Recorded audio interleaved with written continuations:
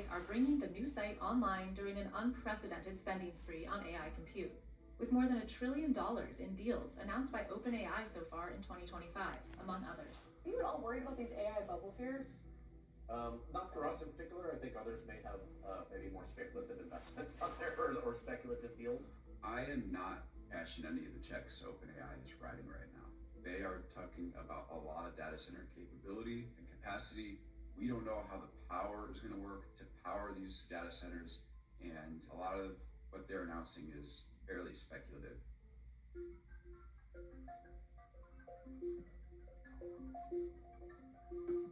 Turns out power is one of the reasons Indiana has become a hotbed for data center growth, with 7 new or proposed big tech data center sites reportedly in the works from Microsoft, Meta, Google, and of course, Amazon.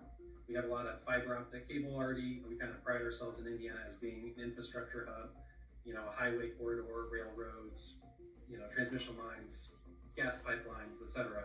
We have that all here. But really also, it's the subsidies we have too. Indiana's tax breaks for large data centers include an exemption from the state's 7% tax on electricity. You'd think the appeal of attracting large big tech companies would be that they'd be paying taxes and contributing something to your economy. These big tech companies that can surely afford to pay their fair share are going to be getting a sweetheart deal. The 2.2 gigawatt AWS site will consume as much electricity as 1.5 million of the average homes in I&M's service area. I&M will also power a new $2 billion Google data center it helped bring to Fort Wayne, Indiana. The 2 data centers that we will serve will be almost as much as our entire electric load that we serve presently. I&M anticipates peak power demand to more than double, from approximately 2.8 gigawatts in 2024 to more than 7 gigawatts by 2030. So just that strong demand from data centers like Amazon is leading to market-wide price increases that are quite significant. We have the capacity to provide the service. This isn't going to have an adverse impact on our existing customers. We are very diligent in the engineering and design of our system. Still, one report found that monthly electricity bills in areas near new data centers are up to 267% higher than 5 years ago. 53% of I&M's power currently comes from a nearby nuclear plant, and 35% comes from a coal plant nearby that's slated for closure in 2028. Although the Trump administration said in September that most coal plants will delay retirement to deliver the power needed to fuel AI. Now, I&M is in the final stages of acquiring a natural gas plant in nearby Oregon, Ohio, that would make up 15% of the utility's power by the end of 2026. So how does that align with Amazon's pledge to reach net zero carbon emissions by 2040? The path from here to 2040 is not going to be linear. Are there going to be needs for gas-based generation? I think there absolutely will be.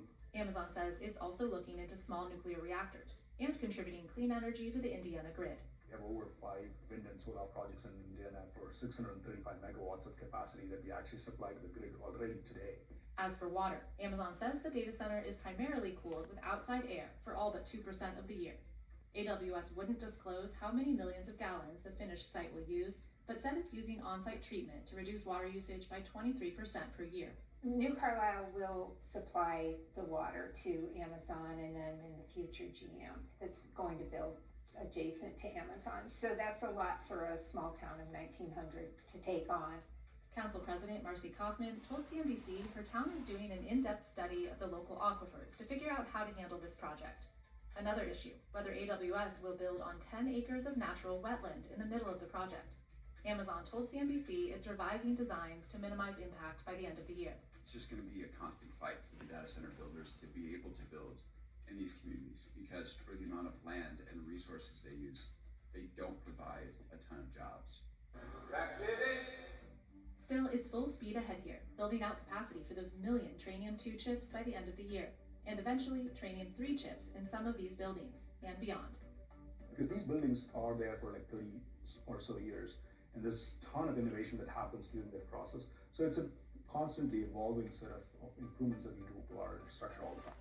It doesn't look like it's going to slow down anytime soon. The money will keep coming until it doesn't, and it will probably take some form of economic downturn or a complete cessation of AI progress, which I don't see anytime in the near horizon to make this stop. We're rapidly adding new capacity all over the place, and so I don't know that we'll be done ever. We're going to continue to build as our customers need more capacity.